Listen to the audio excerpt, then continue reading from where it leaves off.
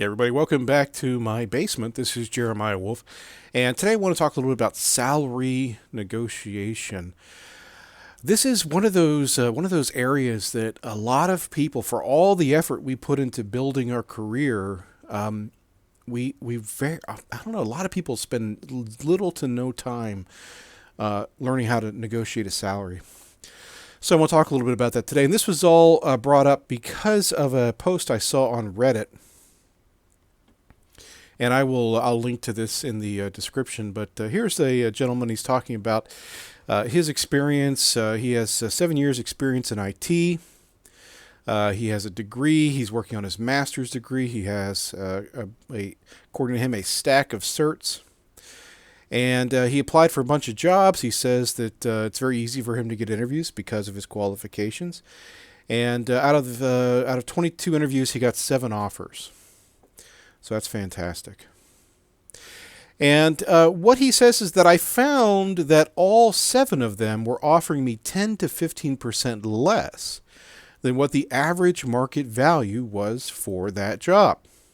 He goes on to talk about how after he, sort of confronted them with the data about the position and the market average salary, that they were willing to adjust, but they went to the minimum number that he told them, and they didn't offer him any more. And he was, I guess, surprised by this. And it sounds like this is someone, I don't know, he says he has 7 years of experience. But the way he's talking, the way that he was surprised by this, it seems like someone who hasn't really been in this sounds derogatory, I don't mean that, but been in the real world for very long, like someone who's been in academia maybe for a while, but hasn't really had to like go out there and find a job and negotiate a salary. Because salary negotiation is a skill, and there's a few things I want to talk about. And the first thing I want to talk about is when it comes to the relationship between you and your employer, it's vitally important that you understand where you fit in that relationship, what role you play from their perspective. Now, for a lot of us, from our perspective, we see the employer as, almost as like a parent figure. They're this authority. They have a lot of power over our lives. We are beholden to them for our financial well-being. So it's in many ways like a parent-child relationship. And maybe it's that reason, that dynamic, that causes a lot of people to have the misconception that the reverse is also true, that the company sees you as their child and they want to care for and protect you. Now, part of the reason that people might have this thought is because oftentimes that's what we're told by our employers. In my career, how many times was I told by the employer, well, don't worry, you take care of us now and we're going to take care of you. When it comes time, we need you to work the weekend. We need you to put in extra overtime. We need you to, I worked at a company where they were having some financial trouble and they had to delay paychecks. And they said, don't worry, you take care of us now. You help us out now. You be a team player and we're going to take care of you. And it's like, I have bills to pay. I live paycheck to paycheck. There's no team player here. Like, I want to help you, but, I need money. I've also worked in many positions where, a great example is I used to work for this one company, and we would hire on contract employees. So we would bring in contractors. We had our core set of individuals, and there was a few people who worked back in staging. They would kind of build the computers. There was me and 2 to 4 total field engineers like myself. We would travel the country and do installations occasionally go fix stuff, mostly just installations. Excuse me. And then there was one or two like sales engineers who would help the process, the sales process. But we would oftentimes need for the field force 20 or 30 people. So we would hire contractors, and sometimes we'd hire contract. Well, I don't need to go. I have this tendency to just, I want to give you guys all the details. That's why my videos are always an hour long. I'm not doing it this time. We're keeping it reasonable. Although we're already at 6 minutes. All right, gotta hurry up. So anyway, so we would hire these people on as contractors, and they would be part of the team. Like, we would work hand in hand with these people. They would sacrifice for the company. They would, get stuck in another state and have to stay over the weekend and miss their family. And they weren't paid for that time. Like, we covered their meals and their hotel and their rental car, but they didn't earn any money over that time. And, over the weekend while they were missing their family because they had, they had to be in Austin this week. They had, a couple weeks in a row. And so they just had to stay there. So we asked them to sacrifice for us. And by us, I mean the company. I was a full-time employee, so I'm saying us, but it wasn't my decision. But when the contract started to slow down, when we didn't need people, you know what they would do? They'd wait till Friday afternoon. They would call their home while they were in the office. They would call their home, leave a voicemail or, on their answering machine, a message on their answering. This was years ago. People actually had answering machines back then. Nowadays, does anybody still have one? And fire them. Now, they were a contract employee, and that's kind of like, par for the course. But we had asked them to sacrifice for the company without getting paid. And they did it because, all these guys were hoping for a full-time gig. And they thought, if I really step up, if I help out, they're going to offer me that full-time gig. Then they thought that because that's what the company told them. But it never happened. Never. Well, there might have been one or two people over the 3 years I worked there. But man, they would fire those people just like that. Because they couldn't. We didn't want to, float their salary and keep paying them if there wasn't work that needed to be done right now. They couldn't sit in the office for a week paid without having to, just doing odds and ends until the next project kicked in. No, they were fired. I worked at a company, we didn't have contract employees, but it was all full-time people. And, there were rough periods, and the company would just, this is the thing that pissed me off the most, was we had the VP who ran our office. He would take the day off because he was a coward and stay at home while 10 or 15 or 20 people would get fired that day. And the whole office would just be sitting, it just felt horrible. It was, sickening. We're all just sitting there. I felt relatively safe. I don't think I was ever worried.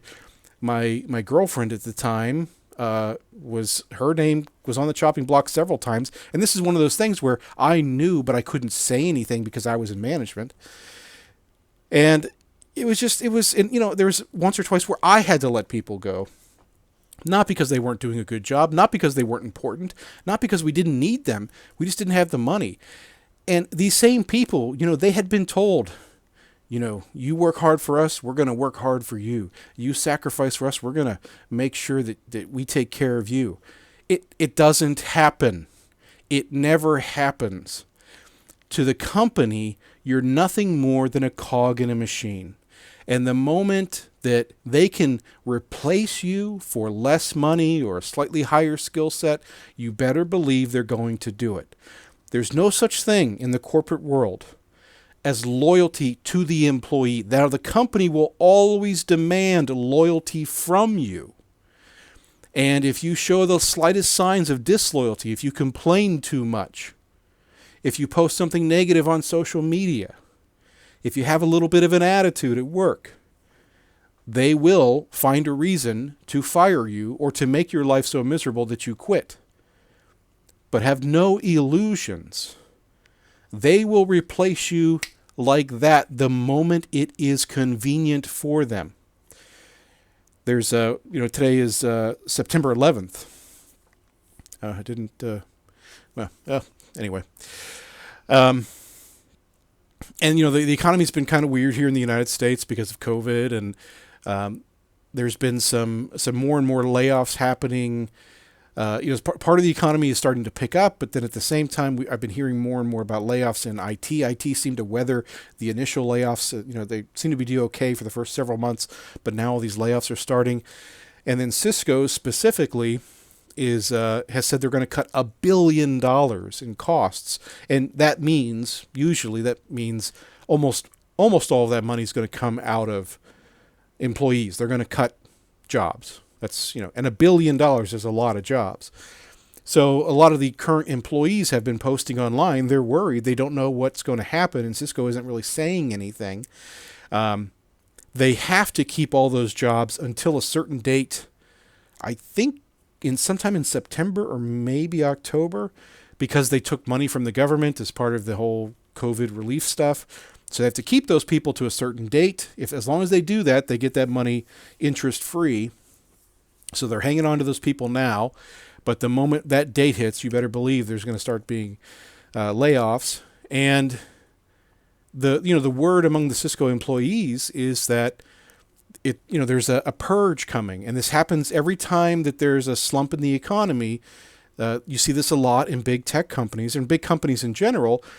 They tend to lay off a lot of the older people, interestingly, and hire on younger people. Why is that? Well, it's because the older people have accrued, their salary is higher because they've been there a long time. They have more vacation. They might have been grandfathered into a better retirement package, because if you've ever been in corporate America for long enough, you've seen that health insurance, here in the United States, we have our health insurance largely through our employer. And over the past 20 years, it's gone to a system where, for the vast majority of Americans, the health insurance comes to maybe $10,000 or even $15,000 out of our compensation package. Most employees aren't even aware of that. It's one of those things that it's often used to keep employees in the dark, so that the employer can mess with that stuff, and the employee doesn't realize that they're technically getting a pay cut. We'll talk about more of that in a second. So what's going on is, these people have been grandfathered in with a better healthcare plan, a better retirement plan. They've accrued more vacation time. They have a higher salary. So what do these companies do? They let all those people like my age in their 40s, they let those people go, and they bring them in with fresh young faces straight out of college, and they pay them significantly less, and they're willing to work for the significantly less benefits. And that's how corporate America goes. So these people who have put in 10, 20 years of loyalty to this company, the moment it becomes too inconvenient for the company, they cut those people free. And here in the United States, again, a lot of people in Europe might be surprised by this, and people in Asia too. I know Japan has a very strong employer-employee relationship, much different than in the United States. But particularly in Europe, you might be surprised to hear some of the labor practices we have in the United States, because while some places like Germany and other places have very strong unions, which represent workers, which give workers a collective voice when it comes to dealing with the company, and there's also very strong regulations from the government that protect workers. Here in the United States, for the past maybe roughly 40 years, there's been a concerted effort to really strip away all workers' rights and just, decimate the unions. We have almost no unions left in the United States. Workers have almost no rights in the United States. And it's done with this idea of, we're going to help businesses. And as businesses grow, you'll make more money because the business is more profitable. Now, it doesn't take more than 10, 15 minutes of research to show that that is 100% not the case. That has never happened ever. That money always goes to the top tier, this C-level, and the investors. It never goes to the workers. So there are big savings when companies get rid of unions. There are big savings when companies strip away workers' rights. But we as the workers don't see that. And unfortunately, I think the average American worker, I'm sorry if you're watching this and you're personally offended, but the reality is the average American worker does not have the time or interest to research this kind of stuff, to be aware of this kind of stuff. They take at face value what politicians say to them. And politicians on both sides of the aisle here in the United States lick the boots of their corporate masters and have thrown the worker under the bus almost at every opportunity for the past 40 plus years. So whatever, that's a whole nother discussion. But we don't have a whole lot of protections here for workers. So it is you against the employer. That's it. And that is your place in this world. You have to understand that going in. Why am I harping on all this? Because when it comes to negotiating your compensation package, that is pretty much your only chance. You have one chance to have a role in how you get paid, and that is during the negotiations when you get hired. There are a couple exceptions where you might be able to modify that later on, but it is very rare. Usually you will have to leave the company in order to make more money, significantly more money. You know, you might get your yearly raise of a couple percent. So let's talk about how do you negotiate. Number one, when you're applying for a position, oftentimes you will be asked on the application, even for, it's kind of funny, back in the day, the idea of someone like us, professional people filling out an application is kind of a silly thing. But nowadays, that's one of the first things you're going to do is you're going to go to the company's website and fill out the application. So oftentimes on the application or in the first interview, which is oftentimes a phone interview, they will ask you, how much are you making currently? What's your current compensation? Now, this is a trap. It is 100% a trap. Why do they need to know that? There's no reason that your potential employer needs to know what you make now. It doesn't matter to them at all. It shouldn't matter. It does matter because the reason they're asking is if they decide to move forward, they want to give you just enough above that number that you're currently making to entice you to come over. If you're making, just for simple numbers, if you're making $50,000 now, they're going to offer you 53. Just enough for you to be like, well, that extra $3,000 would be helpful. That's a nice raise. That's 6%. Yeah, I guess that sounds good. That's their mindset. Their mindset isn't what is the job worth? What are your skills worth? What are you going to provide? What value do you bring to that company? No, it's what is the minimum that you will accept. So it is my advice that if you can, do not fill that out and do not mention it. If it comes up in the first interview, so Jeremiah, tell me, what are you making at your current position? I would just say, well, we can talk about compensation once we, if we decide to move forward, we'll talk about compensation then, or something like, I'm paid pretty, I'm paid at the, I'm in the market average. It's roughly average for the market. Something like that. You don't need to give them a number. Be polite. Don't get all defensive and weird about it. But I recommend you have a couple of answers ready that sort of deflect that question. They don't need to know. And there are some laws being passed.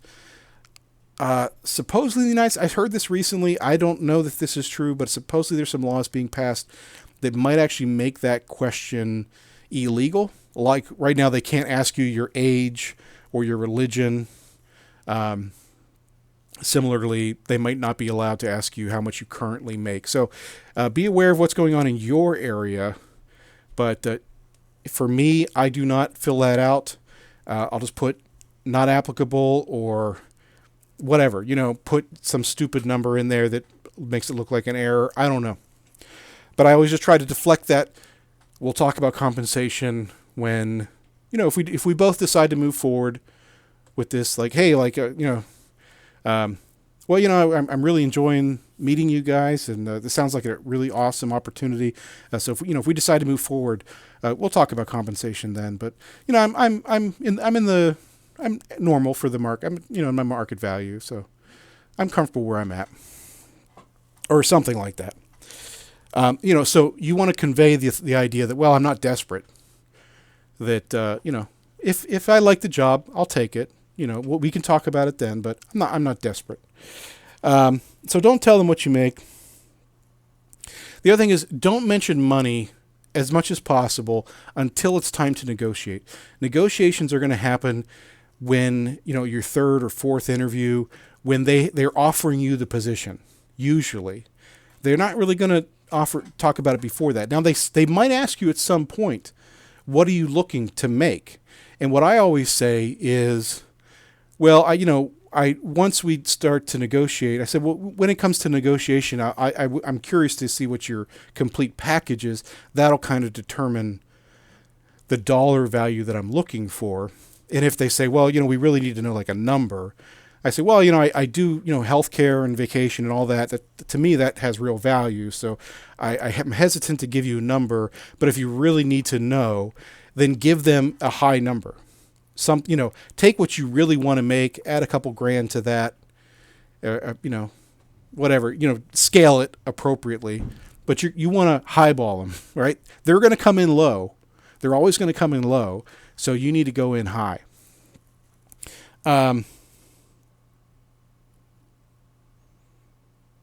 Yeah, I do say be honest. So I wrote this down, be honest. I don't really, I don't think it's right to lie to people. So I would much rather deflect a question that if I don't want to tell you what I'm making, then I'll just say, I honestly,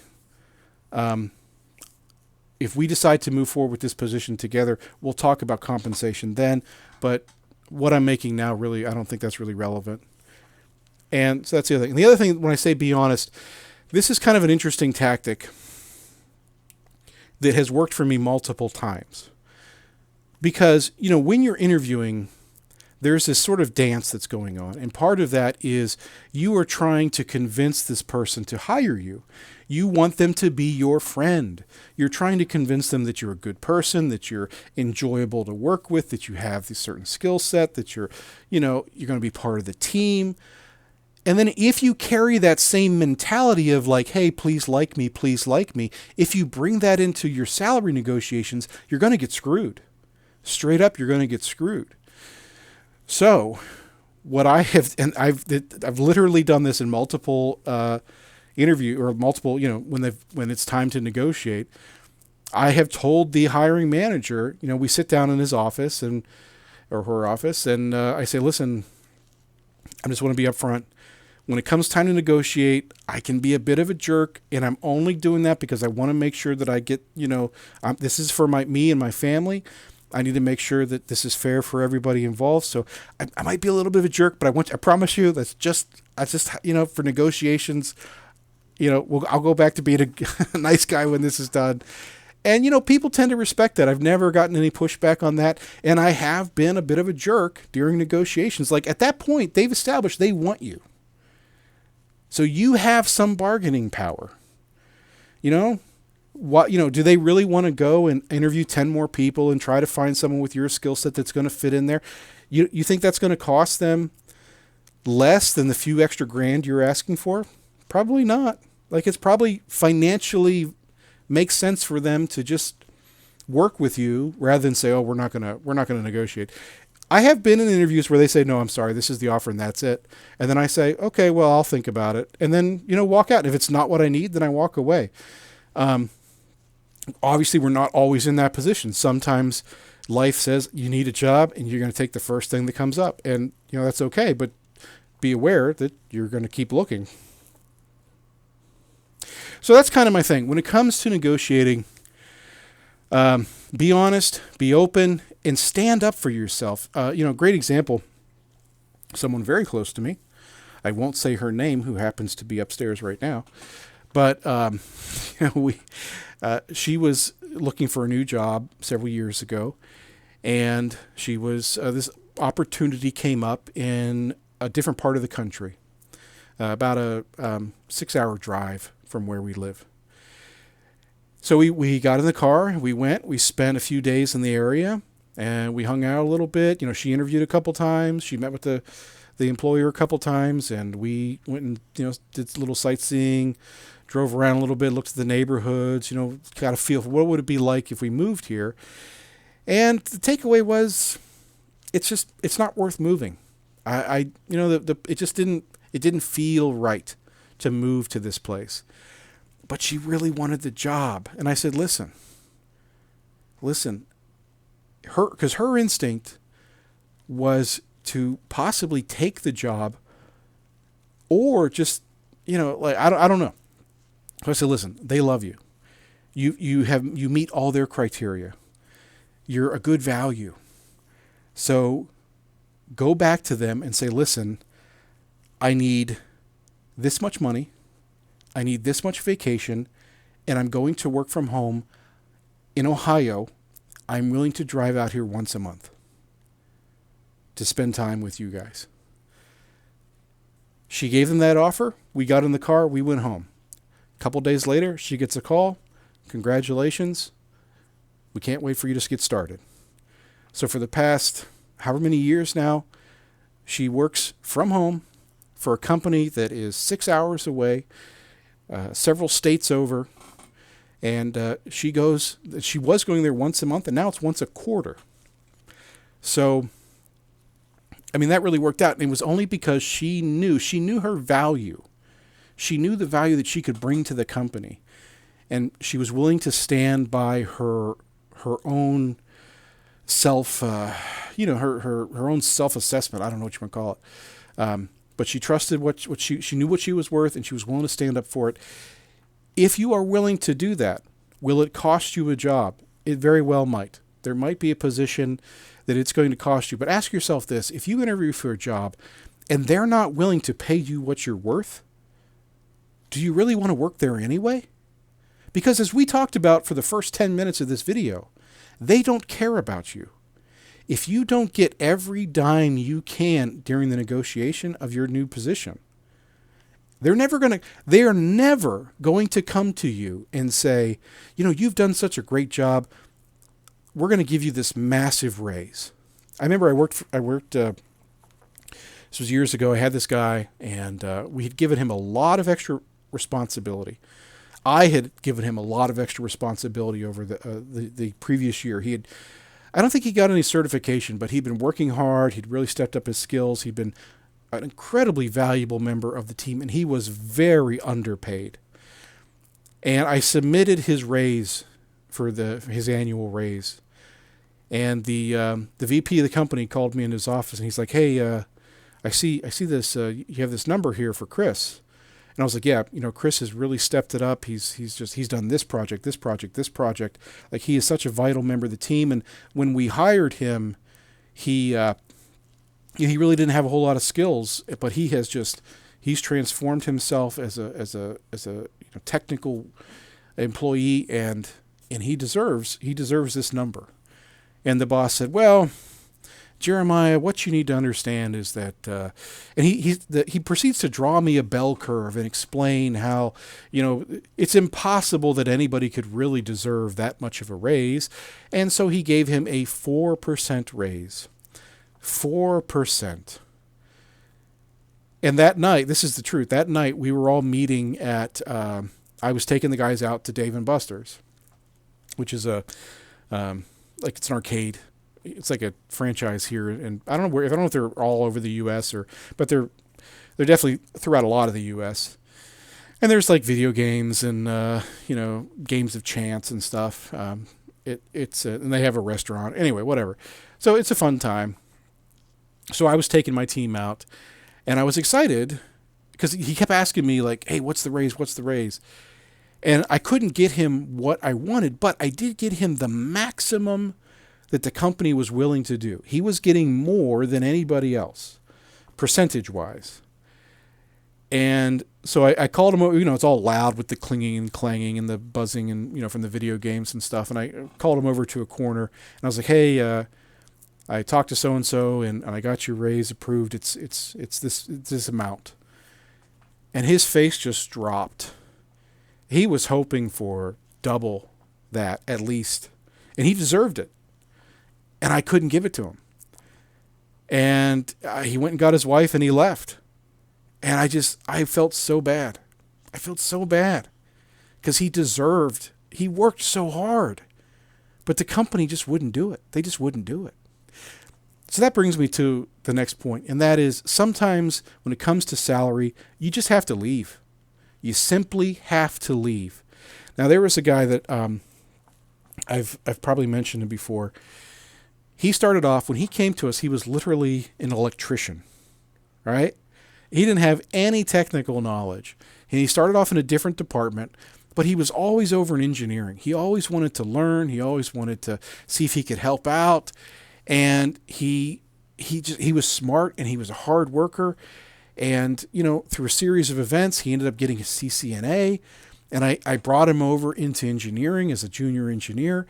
And man, he just worked his butt off, and he became an integral part of the team, on equal footing with my other. He focused on voice, and he was right on par with my other voice guys. And he because he came in with no real skills, he was paid very little. But he had transformed his skill set. He had gotten some certifications.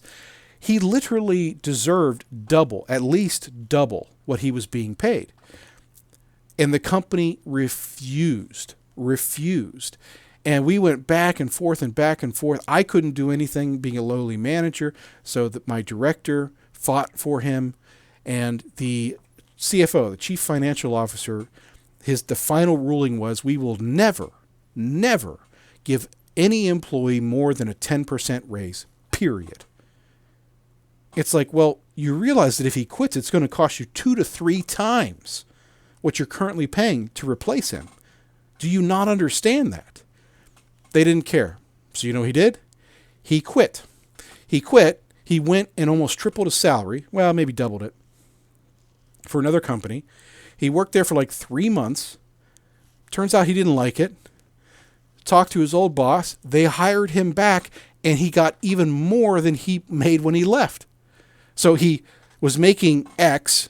He left and got 2X. And when he came back, they were paying him 2.5X. So it cost them tens of thousands of dollars more than if they had just given him, if they'd given him a $20,000 raise, he would have been thrilled. But instead, they ended up costing him $40,000 or $50,000. Like, how stupid was that? So this is something to be aware of. Sometimes you just have to leave. And when we're talking about leaving, this is my last little bit of advice. You've got to really think hard about taking the counter offer. So when you come in and you say, listen, I got an offer letter from this other company, I'm going to give my notice and leave. If you are a valued employee, usually HR will come to you with a counter offer. And it's going to be the number that the new employee offered, maybe either the same number or maybe just a pittance more, because they're banking on the fact that, hey, it's going to be a real pain for you to go get this other job, so we're going to just match what they offered you. Now, you can take that counteroffer. If you really like where you work and you don't want to leave, but you feel like you're being forced out because they won't pay you what you're worth, and then they give you that counteroffer, that kind of solves the problem. Here's the issue. You can only ever do that once. You're only ever going to do it once. So if you're the kind of person who's always studying, always getting new certs, who's trying to really grow their career, you're going to get stuck again, and you're still going to end up leaving, 6 months or a year, 2 years later. The other thing is that once you take that counteroffer, you are now the black sheep of the family, right? They are looking for a reason to get rid of you. Even if they paid you more to keep you, now they feel like you're not loyal. It doesn't matter that they would dump you in a heartbeat if it was convenient for them. In the corporate world, loyalty is only important one way. You must be loyal to them. They will never be loyal to you. There's always exceptions. I know there are exceptions. Please don't fill the comments up with, well, there's this one guy in the company really, that's fantastic. But in the hundreds of millions of working Americans, at least in this country, or tens of millions, however many there are, probably 150, 200 million working Americans, I don't know, something like that. Of all those people, the tiny fraction of a percent have ever experienced a company going out on a limb for them. But we are all expected to sacrifice for the company.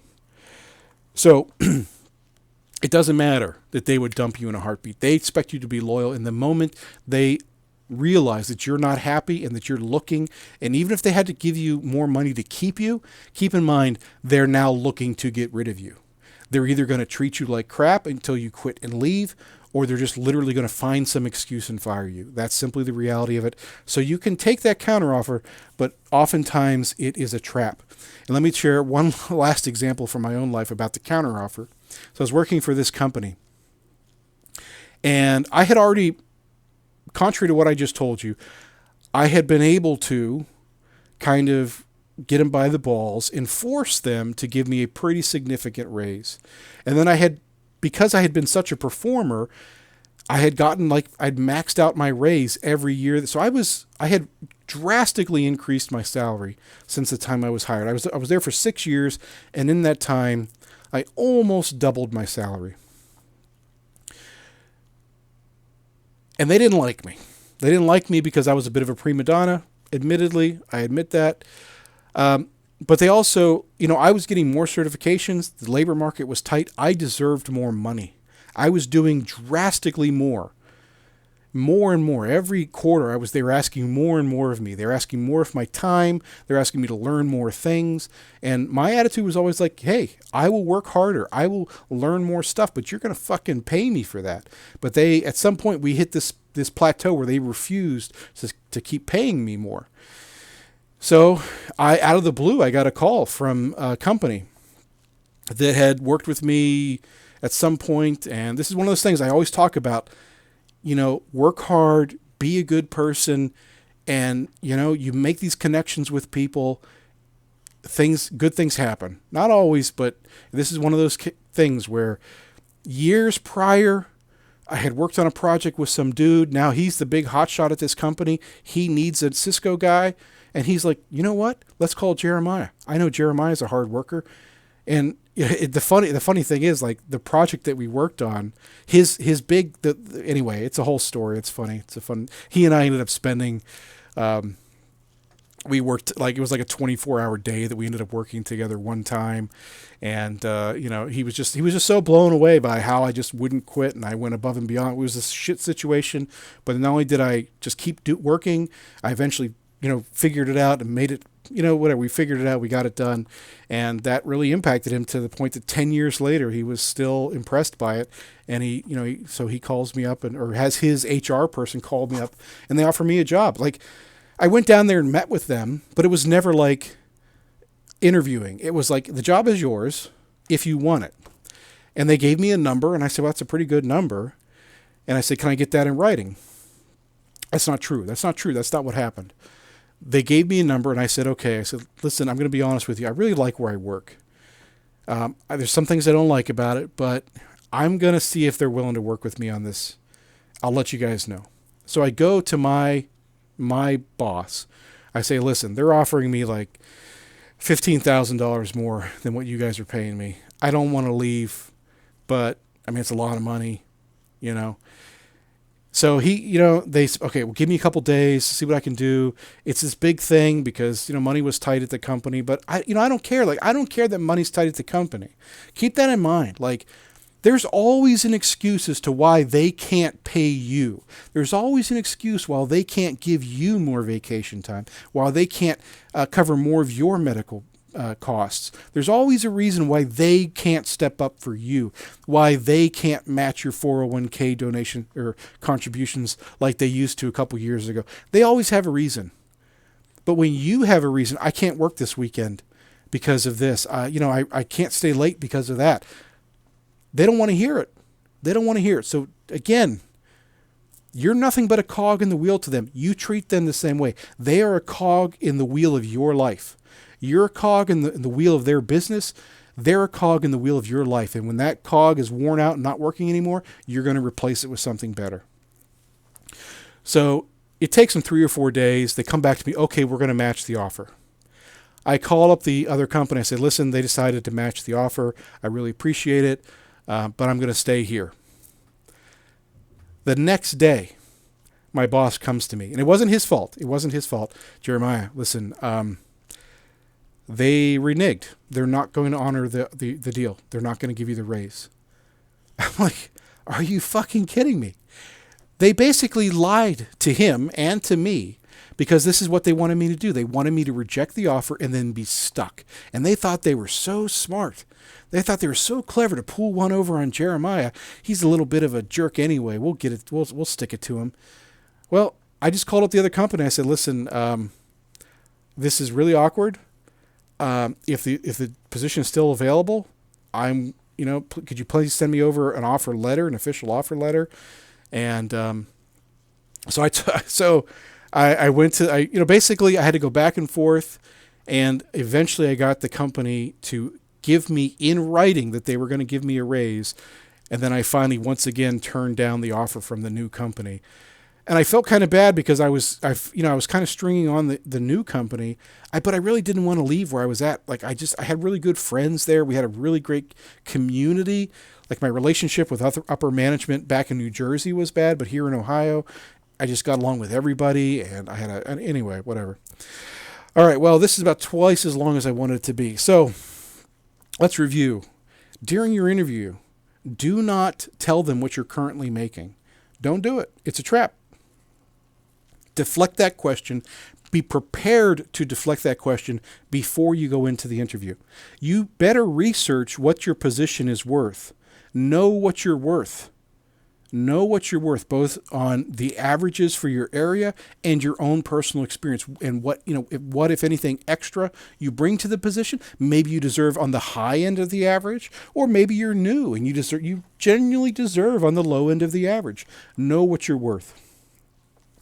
Hold off on talking about money until it's time to negotiate. And when you're negotiating, make sure to understand how much vacation are you getting? What's the healthcare like? They are generally very reticent to give you many details about that. But the healthcare, that could be worth $5,000 or $10,000 out of your pocket, depending on what their plan is like. So it might seem like a good job based on the salary, but if they got shit healthcare, it might end up costing you in the end. So get the details on the entire compensation package and go from there. Always counter their offer. They're going to come to you with a number. They're going to say, okay, we're going to offer you $50,000. You say, wow, that is, okay, I appreciate it. You know what? I'm actually really looking forward to working here. I love the fact that you guys are doing this. I love the fact you guys are doing that. I can't wait to work with him.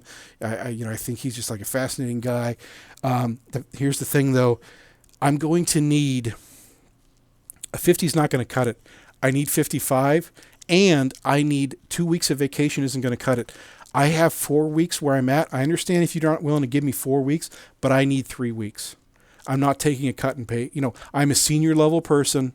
I have earned my status, and if I come here, I'm not starting over with vacation. You're going to give me 3 weeks. So I need 55,000 and 3 weeks. I'm just throwing those numbers out there. And what are they going to do? They're going to say, oh, well, I don't know. That's not normal. We don't normally give extra vacation. I'm not sure I can do that. The rules are bullshit. It's a fucking line in a spreadsheet. It's a cell in an online database. Don't tell me that you can't give me extra vacation. They absolutely can. They're going to fight you about it, but stand up. Know what you're worth.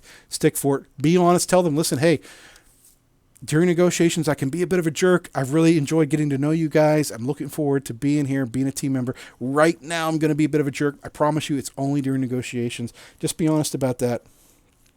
And the final thing is when you're there and it comes time and you're forced to leave, just be aware that that counteroffer can be real problematic. And sometimes it's just not worth it. Sometimes you just have to leave.